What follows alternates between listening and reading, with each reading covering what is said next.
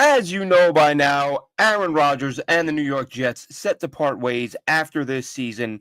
Rodgers met with the team. They spoke about the current situation, the new regime, Rodgers' role, and they are Splitsville. What did that cost the New York Jets? And is this the worst trade in team history? I'm Glenn Naughton with Jet Nation Radio and JetNation.com. Be sure to log into JetNation.com where you can register and become a part of what is the most active Jets message board on the web. We all know, folks, the New York Jets have made their fair share of bad transactions, be it through trade, free agency, whatever it may be. And I said a couple of years ago, I can't remember if it was right after the trade or I think it may have been last year, off-season, whenever. And I said there's a few things that could happen here that would make this one of the worst trades, if not the worst trade in the NFL, and in at least the history of the Jets. And I outlined a few things. I said, what if this team, I think I said, what if they win like 10 games and don't make the playoffs? Well, it turns out they won 5, so it was even worse.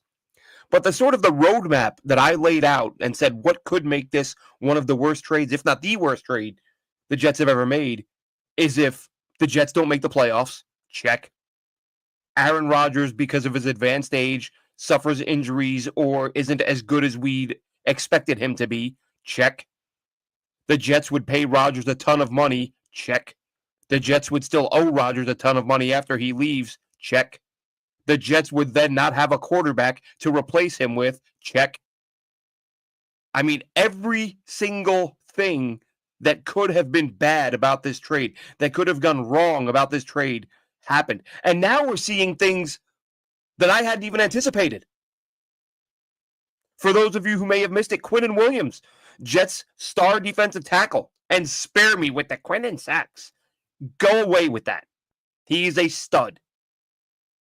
But his fantasy stats don't care if he got you points on your fantasy team. Quinnen Williams tweeted out after the announcement that the Jets would be moving the Jets and Rodgers would be going their separate ways. Quinnen Williams first tweeted out a thumbs down emoji. And then apparently, and I missed this, but a couple people told me, and I did see someone say Quinnen has now shut down his Twitter. He tweeted out, well, I guess this is another rebuilding year for me, because that's all Quinnen Williams has ever been a part of, is rebuilding years. Rebuild number 5, 6, 7, whatever it is here. So now you've got your best young player not thrilled. Good luck convincing Garrett Wilson to stay. There's Aaron Glenn's first big test. And I think that might be a place where Aaron Glenn has a lot of value. I think Aaron Glenn, having played this game in this market at a high level, I think he might be a guy who can sit down to Garrett Wilson and sell him on a vision and get him to stay. I'm not saying that's going to happen by any stretch. Because I could see Garrett Wilson being like, yeah, appreciate it. This is plan number 3. I'm out. Trade me. And again, don't come back at me with this. Well, the Jets have control. The Jets had control with Jamal Adams too, didn't they? The Jets have 2 more years. So what if Jamal wants to be traded? The Jets have control, baby. Gone. Traded. So the control thing, if guys are unhappy enough, they make enough noise, and their agent says the right thing, they'll be gone. So I'm not saying by any stretch that Garrett Wilson is definitely not getting traded. I'm saying Aaron Glenn might be one of the few guys who can stop that from happening. Beloved, how we doing, man? Says, do you think some of these guys might not buy in and want to be traded? Exactly. It's the point Garrett, we just saw, listen, if Aaron Glenn, if this is all about the culture, and I don't have a problem with that, but if you're here to send messages and build positivity, and Quinnen Williams sent out that tweet, now what? Test number 1. Your star DT is throwing the team under the bus, saying we're about to start another rebuild. When the GM, I can't remember Aaron Glenn's exact words, but Moogie in the presser or after the presser meeting with the press pool was like, we're going to win a lot of games. We're going to win some games here soon. Well, are you? Because your DT disagrees, and you need some draft picks. So haven't looked at the cap ramifications there if you're going to move on from him. But that's sort of the aspect of the negatives that I had envisioned that were possible with the Rodgers deal that I hadn't even considered. Young players getting tired because I didn't think they were going to lose. I thought they were going to be good. I thought worst case the team wins 8-9 games. They didn't. So now the young guys are unhappy. Gus, how we doing, buddy? Says bad idea now, or bad idea then, bad idea now. Some folks knew. Listen, I'm not going to do revisionist history thing and say I wasn't happy that Aaron Glenn became a New York Jet or Aaron Rodgers became a New York Jet. But I said at the time, and I was criticized for it, I said Joe Douglas got robbed. What was the exact term I used? Fleeced. That Joe Douglas got fleeced in that trade for Aaron Rodgers. Glenn, why are you so negative? And listen, I'm going to get derailed again for a second here, but I got a lot of people telling me right now, Glenn, you're so negative. You're such a negative fan. Why do you even root for this team? Why are you so negative? I call things as I see them. I was told I was negative for saying the Jets overpaid for Aaron Rodgers because I said, you know what? He's older. He might be more likely to get injured. His performance might suffer. He might only hang around for a year or two. You might not have a quarterback when he leaves. I said all that, and I was being negative. I said you overpaid for Dalvin Cook. I was being as generous as possible with Dalvin Cook. I said, go back and watch him on film with Minnesota in his final year. He'd lost so much of what he had before that. And I was like, but as a backup, maybe he's a solid player. Don't hate the move, but hate the price they paid. Said they way overpaid for a backup running back. Glenn, why are you being so negative? Dalvin Cook's a stud. Dalvin Cook, you watch, you're going to eat your words. Okay. When the Jets won a couple of games with Zach Wilson at quarterback, and I was like, hey, guys, I know we're happy we've won a few games in a row, or they've won a few games in a row, but let's not kid ourselves. Zach hasn't looked that great. You're such a hater. You're not a real fan. Zach is balling out. Why don't you shut up? Okay? And I'm not here to say I'm always right. I'm wrong about stuff all the time. We're all wrong about stuff all the time. Every blogger, every GM, every coach, everybody misses on stuff. But we talk about it because it's fun. But if I'm calling it like I see it, I don't want to hear that, oh, you're negative. I'm negative. I said the Jets got fleeced in the Aaron Rodgers deal. So I went back and looked. And listen, if I didn't carry a one, if there's a player I left out, or I'm wrong by a couple million here, doesn't change the point of any of this. When you look at what the Jets paid for Aaron Rodgers in trade, what they gave him in salary, what they still, so not salary, but cap space, I'm not even going to go over the money that doesn't count against the cap because I don't care about Woody's money. Every time I talk about the salary cap, I get these fans in there, why are you worried about Woody's money? I don't care about Woody's money. I care about the salary cap because that money carries forward for those of you who haven't caught up to that yet. When you don't spend money against the cap today, you are allowed to spend it tomorrow. So when you do spend it today, it's gone tomorrow. So I'm going to take a look at the money the Jets spent on and after the arrival of Aaron Rodgers against the cap only. What it cost him in picks, what it cost him in cap space, and what they got for that. So Aaron Rodgers has played for the Jets for 2 years. Of course, 1 year consisted of 4 snaps. So they got 1 actual year of football out of him. And 1 year of bad football. By the way, listen, and this is a problem with Jets fans, and I'm guilty of this too. They've been so bad for so long at quarterback that we look at what Aaron Rodgers did last year, like, man, that's awesome. No, it's not awesome. It's just way better than Zach Wilson and Mark Sanchez and Geno Smith and all these guys they had before. Compared to the rest of the league, he was bottom 10 on a lot of metrics. Really, really, really bad. So, what the Jets paid for Aaron Rodgers. So far, they paid him $26 million in salary against the cap. That's cap money gone, which, fine, you got to pay him if you're going to trade for him. They still owe him and will pay him, whether they pay it all at once now or if they divide it into 2. They will pay him another $49 million. That's $75 million. So his new deal with the Jets guaranteed him $75 million. So for that 1 year of football, the Jets will have paid $75 million against the salary cap. To acquire Aaron Rodgers, the Jets flipped their first-round picks. We remember that, which ended up being a huge deal because you got Will McDonald in exchange. So, you're fine there. But the Jets, so they flipped ones. Fine, a few points on the draft board on the draft chart. Who cares? They then gave up a 2 and a 6 in 2023. Then in 2024, another 2 and a 5. And then you take into account the moves they made following the Rodgers deal to bring them in. And I'm not even criticizing that. And I said at the time, look, when you acquire Hall of Fame players, you do things to accommodate them. So especially Hall of Fame quarterbacks, you bring them some guys they want. But that doesn't mean there wasn't a cost. That doesn't mean some of these deals weren't unbelievably stupid. But I would say at least the moves that are unbelievably dumb were on the lower, well, middle end of what they did here. So they went out and they signed Alan Lazard. That was pre-Rodgers, but everybody kind of knew. And I've said before, they may have signed Lazard anyway, even if Rodgers wasn't coming. That was a very weak wide receiver class in free agency, but we don't know that they would have gotten Lazard. We know they went and got Lazard knowing they were in hot pursuit of Rodgers and believed they were going to get him. So it's like, hey, let's bring in this guy who he's got chemistry with. He knows the offense, not a terrible player. That was another thing, by the way. When the Jets traded for Alan Lazard, and I tweeted out, I said, I don't know if people realize this, but all the hate about Corey Davis, this guy's got a worse drop rate than Corey Davis. And, no, stop being negative. Davis was the worst. No, he demonstrably was not. Statistically, he was not. Corey Davis had a better catch rate than Alan Lazard. But he was the new shiny toy, so everybody was excited, and don't you dare suggest that he's not better than Corey Davis. So Alan Lazard, the Jets bring him in on a 4-year deal. The last 2 years are voidable. He'll be gone after this season. So what will the Jets have gotten from Alan Lazard, or what will they paid for Alan Lazard to bring him in and pair with Aaron Rodgers?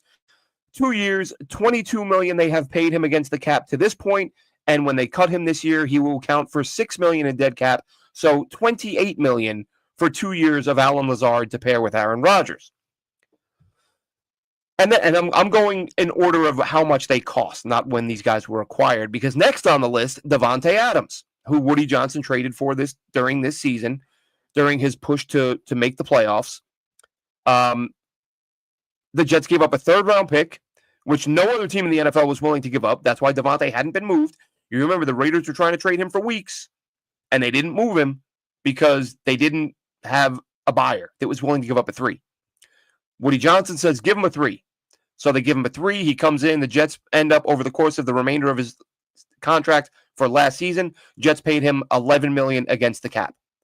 So you've now spent another $11 million and a third-round pick to bring Aaron Rodgers, his buddy. Dalvin Cook, of all the moves Joe Douglas made, and we joked about this, and I just saw Dylan's in the chat. How are we doing, Dylan? Dylan Terman and I, we don't pretend to be insiders. We're not insiders. But when all this started happening, we were laughing and joking about how, Aaron Rodgers is the GM now. Like, these are just the guys Aaron wants.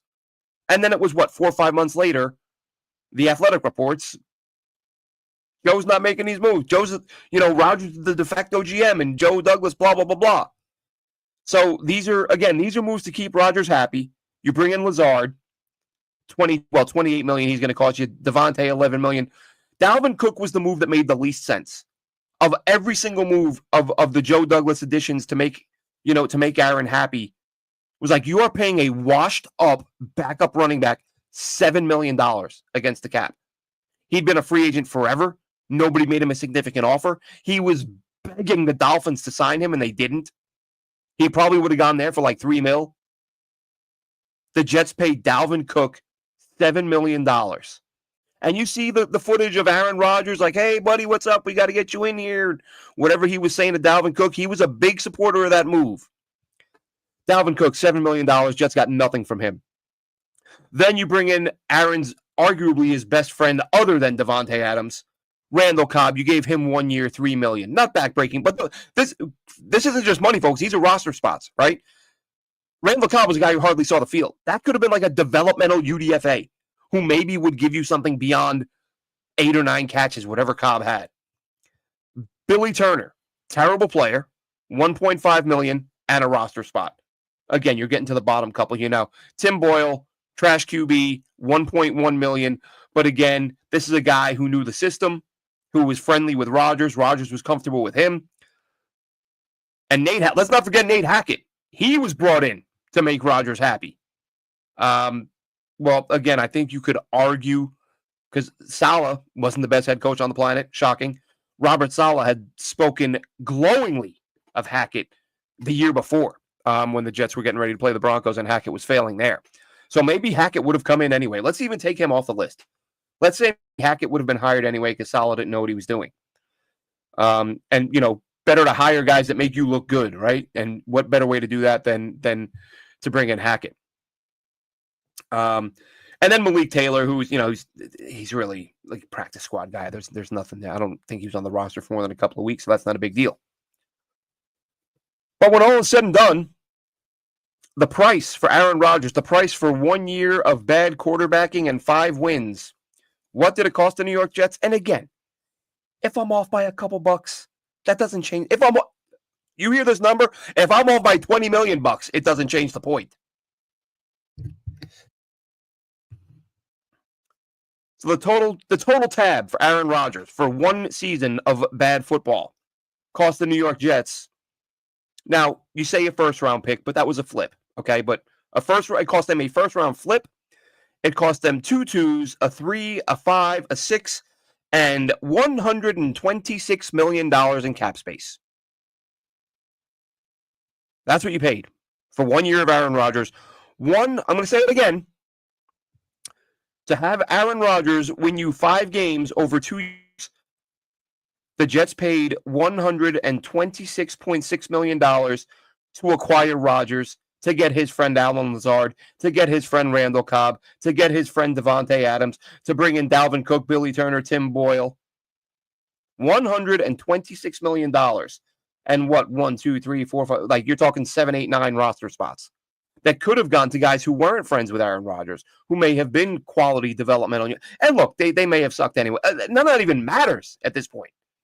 It's over. It's done. There's no point in, I'm not going to fret over, let's go over a list of UDFAs they may have added. No, it doesn't matter. That's all done. The point is, this could go down. I think it does go down as the worst trade in team history. When you trade for a guy and then bring in so many pieces to make him happy and comfortable that it costs you $126 million salary cap dollars. That's not even real dollars, because I don't care about those. That's Woody's money. When people come with why are you worried about Woody's money? Don't care. I want to know what guys cost you against the cap, because that money is now gone and cannot be spent on other players.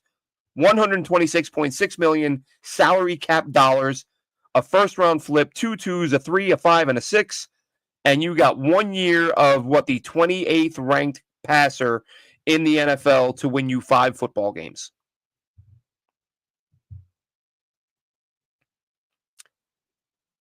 Is that crazy to say that might be the worst trade in team history? I mean, hell, you could remove all of the teammates. Take Lazard and Cobb and Devontae and Turner. Take all of those guys out and just say Aaron Rodgers, $75 million. And a 1 flip, and a 2, and a 6, and another 2, and a 5. All of that for 5 wins. And now this all really, if you were a fan of Robert Saleh, it cost you Robert Saleh. If you were a fan of Joe Douglas, it cost you Joe Douglas. I know a lot of people don't like either of them. I know a lot of people don't like one and like the other, and vice versa. Doesn't matter. Head coach is gone. GM is gone. $126 million is gone. 5, 6 draft picks gone. And you don't have a quarterback. Tyrod Taylor. That's what people are selling me on now. But we got Tyrod Taylor.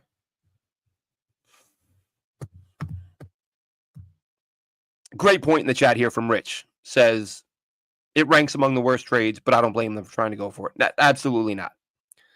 I don't blame them for going for it, but I said it at the time, so this is not revisionist history. I said they overpaid. I said, look at what you gave up to get Brett Favre.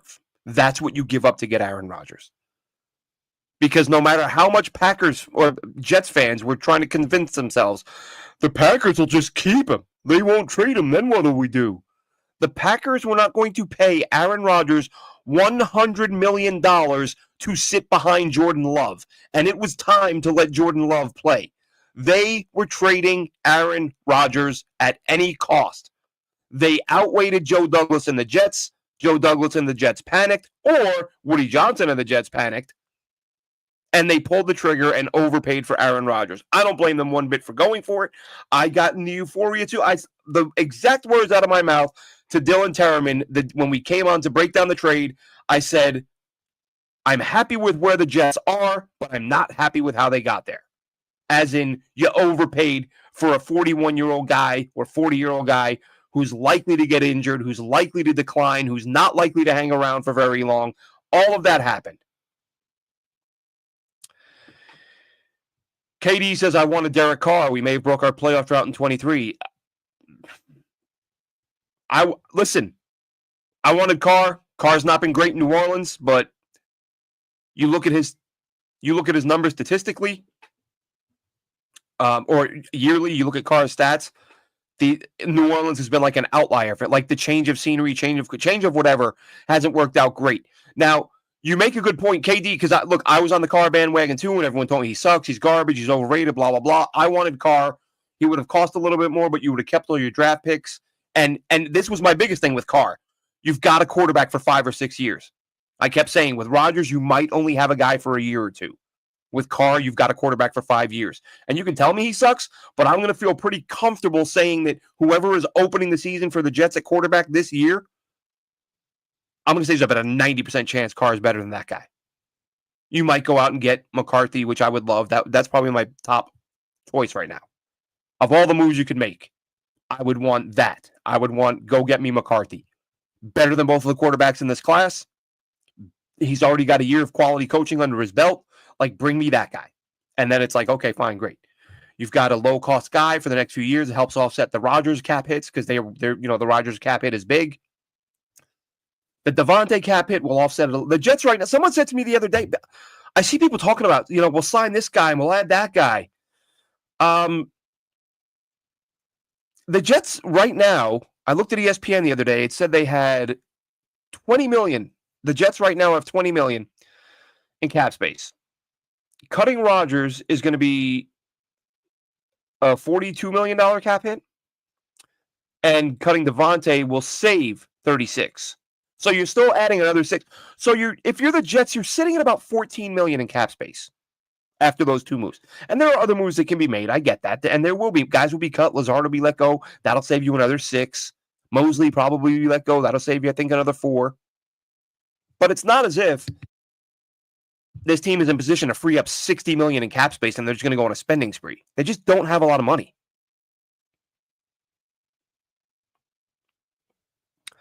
And Jimmy says, so after that breakdown, an extensive list of what failure has been, you wanted to keep him for another to get. No, that's the exact argument I've been making against it. I've said many times, a couple months ago and I cited Cimini. Rich Cimini went on his pod and he said keeping Aaron Rodgers this year will cost him $63 million next year. And I was like, whoa. I was like, that dude is gone. And I've said every time since then, he can stay if he takes an enormous pay cut. And it was like, Willie, he's a little quirky, he's a little weird, he's already been paid $400 million. Does he need another 50? So possibly, but yeah, I see your comment there, Jimmy. But I said the only way he stays is if he takes a huge pay cut. New Orleans didn't get that many years out of Carr. Well, they got 2, but the thing with Carr, it's not that he's retiring. They just are the worst team in the NFL at managing the cap, and Carr's not willing to take a pay cut, so they're going to have to move on. So if the Jets didn't overspend like New Orleans does every year and manage than New Orleans did, then there wouldn't be a reason to move on from him. If we had Carr, we would have gone for a rookie QB last year. Possible. 20 mil gets you the. That's the thing, Richard. Nowadays, man, I hear people say like, "Oh, yeah, we got 38 million in cap space," and I'm like, "All right, that's a starter and a backup." That's not a lot in today's NFL. Maybe 2 low-level backups, a starter and 2 low-level backups for 25, 30 million. So this team needs a lot more than that. So I've been wanting to break it down since the announcement that he was going to move on. I thought, what did it really cost them?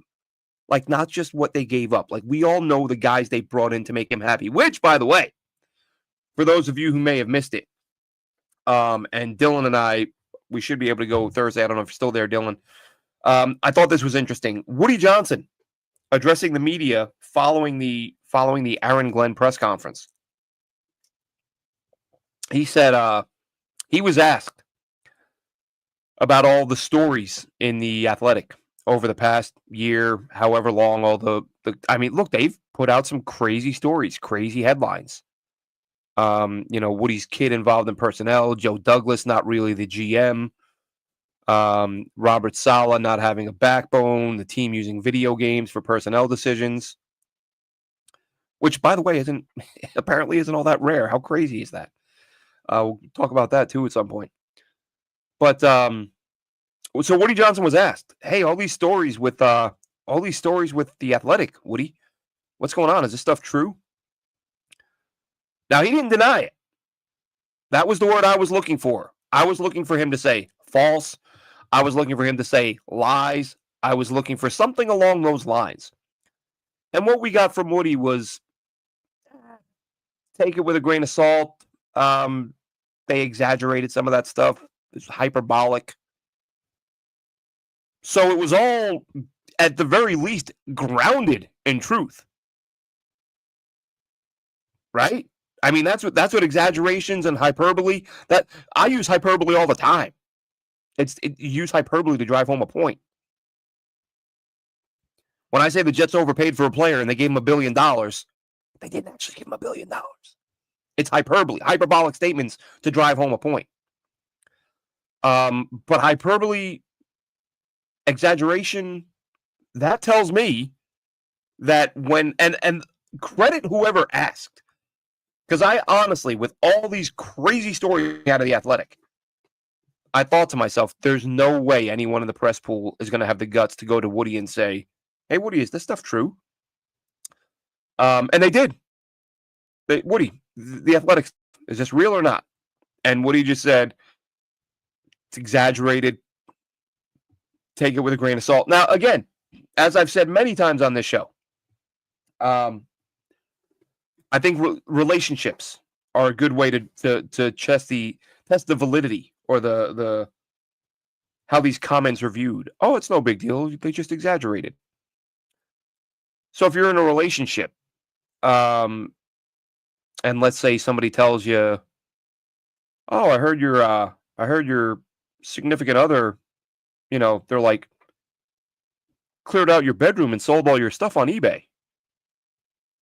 And then you ask them, "Did you sell all my stuff on eBay?" And they go, "It's an exaggeration." Like, so only some of my stuff? So it's not a lie? It's not untrue? It's hyperbole. That person was using hyperbole about me selling all. I only sold most of your stuff. Like, how would you, that would not be good. That wouldn't be like, okay, phew, all right, well, next time that guy tells me something, I'm going to take it with a grain of salt because you only went and cleared out most of my room and sold my stuff on eBay. So it was asked of Woody. He did not say it was false. He did not say they lied. He just said they may have exaggerated a bit. And he said nobody really knows how involved I was. So he acknowledged involvement. He didn't say, "Look, man, I get out of the football, people run this show. I don't get in the way." He didn't say that. He said it's hyperbole and nobody knows how much I was involved. All right. So these moves that the media said you were involved. And these stories the media told was a bit of exaggeration, hyperbole, but it was happening, and to some degree. So even me, even the guy who, like, I didn't love Saleh, didn't love the way Woody was running things. I don't know what is wrong with my dog.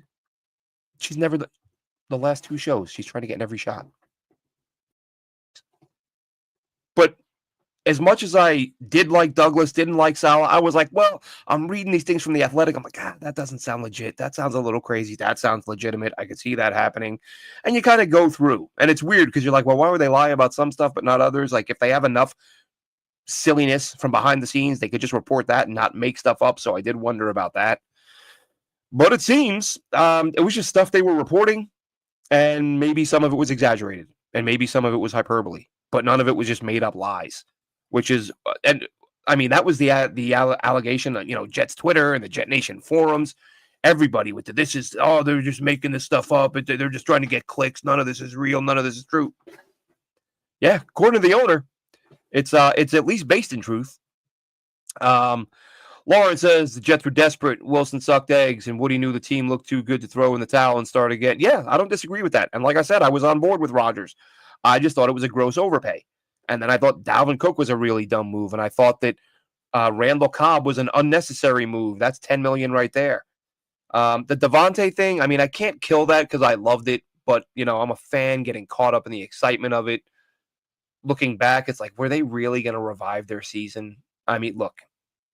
It's all water under the bridge, but so is $11 million and that third round pick they're not going to have this year in the draft. Man, every time I do a mock, every time I do a simulator, and it just slides past that Jets third rounder, I'm like, damn it. For what? For 9 games of Devontae Adams, you lose a third round pick and $11 million in cap space. So some really bad moves all around. I would just caution people to let people know it's okay to be critical. I think I saw a comment here. I'm trying to find it now. Yeah, from Andrew. Yeah. Factual isn't negative. There are so many things I've tweeted this offseason. And yeah, I mean, some of them I'm letting my feelings be known on the topic, but they're not lies. When I say that I don't like some of the coaching staff hires and I give the reasons why, it's not because I'm a hater. You're not a real fan. You're not excited to have a running back coaching the quarterbacks. And look, they got London. He's been fired. This is his 4th team in 5 years. We're forced into it because all the other teams chasing Rodgers from Green Bay. Oh, wait a minute. That was it. The Jets were the only one bidding. Literally bidding against themselves. And they went nuts and gave up a bunch of draft capital. They should have looked Green Bay in the face and said, you know what we paid you for Favre? That's what we'll give you for Rodgers. And if you're not happy with that, go ahead and pay him $100 million to sit on the bench. Call us when you're ready. And this is far from revisionist history. Because these are all the things I was saying at the time when I was being told that I'm an idiot. How could you not just pay what it costs to get the guy? It's a future Hall of Famer. Stop worrying about blah, blah, blah, blah. That didn't go so well. Let's see. My info, do you think they'll take a power back at number 7? I'll tell you, someone, who was it? Ziegler? I forget his name. What the hell is his name? NFL writer, draft guy. I'll think of it in a second. He's got the Jets taking Gianti in the first round. It's going to drive me crazy. Do they take a quarterback at 7? Listen, if Jackson Dart, I'm done shooing this dog away. If Jackson Dart, get down. If Jackson Dart, if they like him enough and he's there, I think they make a move.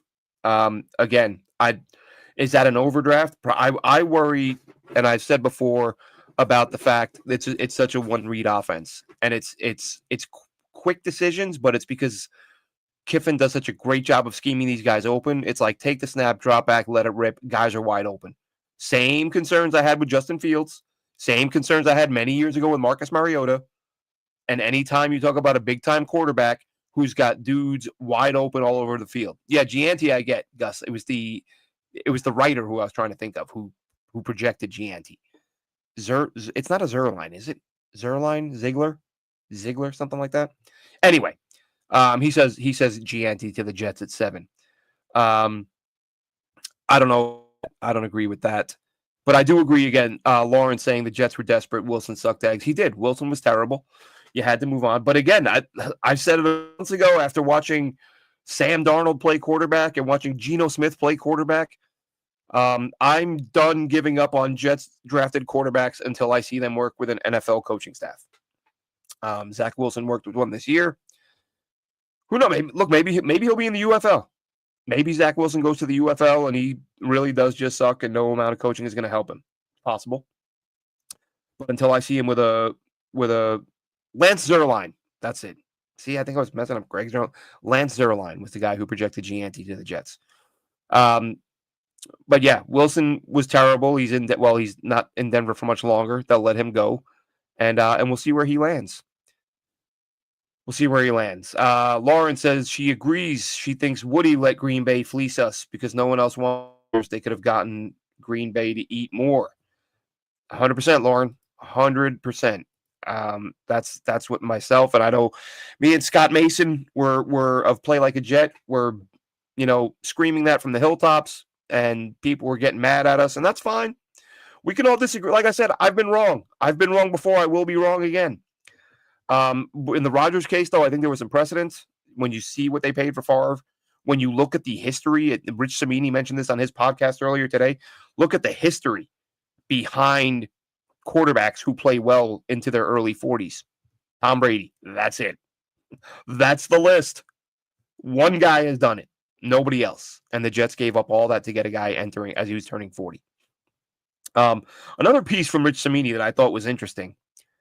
I don't know how many of you saw this regarding the hiring of Rick Spielman. So Rick Spielman, the former Vikings general manager, I loved that hire.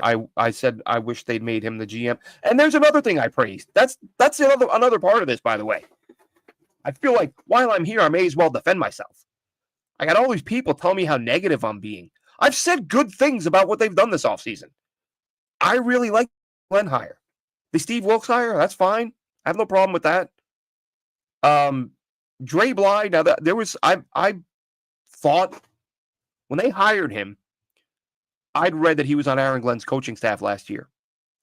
And I think that, and I got into this with Dom C on Twitter the other day. I thought it said he was on Aaron Glenn's coaching staff last year. But what it meant was last year, like 2023. I was thinking the year most recently passed, but I guess since this year is still going on, this year is still this year. So last year would be 2023, not 2024. So when I read that, I thought the Jets hired Dre Bly, was on Aaron Glenn's coaching staff last year. I was like, okay, great.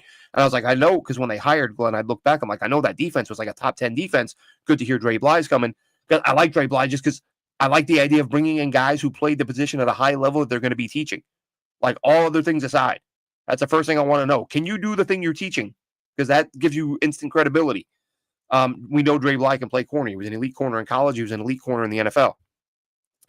But apparently that was the previous year that Dre Bly was on Aaron Glenn's coaching staff when statistically they weren't that great. Prior to that, he was at UNC and then he had a year at Charlotte. So he didn't have exactly the background I anticipated. So I was like, okay, maybe I'm not as high on that hire, but I'm still higher on it than the guys they're bringing in who've never done the job or who've never played the position. So I still like the Dre Bly hire. I just don't love the Dre Bly hire because he didn't have that sort of success at a high level that I thought he did just because of the last year mix-up. But the Rick Spielman thing, I love that. I love bringing in a guy who's got 1,000,000 years in the league. See, hyperbole. He's not really been in the league for 1,000,000 years. But he has been in the league for 30 plus. He's worked for the Dolphins forever. He worked for the Vikings as the GM for over a decade, if I'm not mistaken. So I like that hire. So I've praised a lot of what they've done this offseason. Just some people just have to hear all positive all the time. Or you're not a real fan. You said a bad thing about one of the worst damn teams in the NFL. How dare you? But anyway, I digress. Rich Cimini saying he got a couple of texts from 2 GM candidates who interviewed for the Jets job. And they basically said,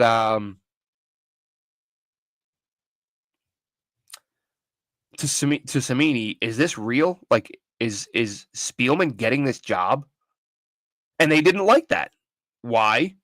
Well, because Rick Spielman was hired to find a GM. And then he finds a guy who was the right-hand man of George Payton, who is the current Broncos GM, but who was also Rick Spielman's right-hand man in Minnesota. And so Spielman's right-hand man recommends his right-hand man. Spielman hires him, and then Spielman recommends him, and then he hires Spielman. So there's people looking at this going, wait a minute. This isn't real. This isn't on the up and up. The guy recommends you hire a guy, and then that guy turns around and hires the guy that told you to hire. What? So I get it. I'm not saying Spielman doesn't have the credentials. I wanted Spielman to get the job. So I'm not upset about the Spielman hire, but there are those who were interviewed who thought it was a little bit fishy. What's Lauren saying here? On Connor Long's podcast, Spielman's podcast partner said Woody asked Spielman to join the Jets. He said Spielman was happily retired, which means he isn't afraid to tell Woody no.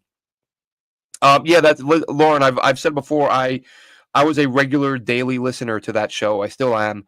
And they said when this process started, when Spielman was first announced as helping with the 33rd team, the producer on that show, Debo, who's been with them since the start, they asked Spielman straight out. They said, Rick, when the NFL draft starts, and I'm paraphrasing, when the NFL draft starts, are you going to be here or in the Jets war room? Something like that. And Spielman kind of laughed it off and blew it off, ha ha, whatever. But he didn't say no. And I mean, listen, I think a lot of GMs, including Spielman, would like to be back in the league in some capacity. So Spielman wasn't going to rule it out flat out if he was offered a job. But now, and he was important to stress during his farewell episode that he's an advisor. He has no decision-making authority. He will just say, I think this guy's this, I think this guy's that. Like I said, a regular listener to their pod. I know, and Rich Cimini mentioned this today. It was one of the first things I thought of because of Jackson Dart. He likes Jackson Dart, but he doesn't view him as a first-round guy. But that could change. One of the last things they said, Rick Spielman and Ryan Wilson on there with the First Pick podcast just a couple of weeks ago, because Rick Spielman went to Mobile to scout players. So that's good. I'm glad he's there. But they came out of there saying, look, Jackson Dart helped his stock. When we left Mobile last year, nobody was talking about Bo Nix as a first-round pick or certainly a top 10, 11 pick. So could Jackson Dart get there? Like, he was open to that idea, open to that possibility that between now and draft day, Jackson Dart, through workouts, interviews, things like that, that he could raise his stock. But the football portion, which took place in Mobile, it impressed enough people. Tyler Shuck, apparently, I've only watched a little bit of his Mobile film. I did like what I saw from him during the season. I did a pre-Mobile draft thread on the forums at Jet Nation, and I think the two quarterbacks I mentioned, I did like a My Guys thread, and it was Jackson Dart and Shuck. So we'll see how that works out. But let's see who we got here. Kev says, before AR was traded to the Jets, I thought about trading up for CJ Stroud. If only we did. Yeah, that I don't think anybody would be complaining about that. But the problem is, who was going to develop him? That's the other thing. When we get mad about the Jets the Jets couldn't get this guy, the Jets couldn't get that guy. Somebody made a really great point to me earlier and said, lamenting life as a Jets fan. We stink and there's no QBs. The Pats are bad for 1 year and they get Drake May. And I'm like, yeah, that sucks. And I'm like, but you know what? If the Jets got Drake May, he'd probably be out there looking like early Sam Darnold right now. But instead, Drake May looks like a baller. Drake May was the top 1 or 2 guys, in my opinion, in this class. Looks like he may be, he's definitely 2 behind Daniels, and could be 3 behind. I kept flipping May, Caleb, and I may keep doing that. But Daniels really separated himself this year. Let's see. Lauren feels bad for season ticket holders. They get hosed in a swamp stadium. They do. And that's another part of it. Luring free agents to play for this team. How are you going to, if you got the Las Vegas Raiders banging down your door and you got the Jets. Well, let's see. I can go and not pay state taxes on the Vegas Strip in arguably the most awesome looking stadium on the planet. Or I can go to the swamps of Jersey and play in a huge air conditioner and get overtaxed. And listen, neither team has been very successful. The Raiders have Tom Brady now, though. Tom Brady sits down to meet you in the, let's bring this guy in to woo him as a free agent, and there's Tom Brady to greet him. Who do you want greeting you, Tom Brady or Woody Johnson? Which one do you think is going to resonate more with a player who's trying to decide on where to go if most things are equal?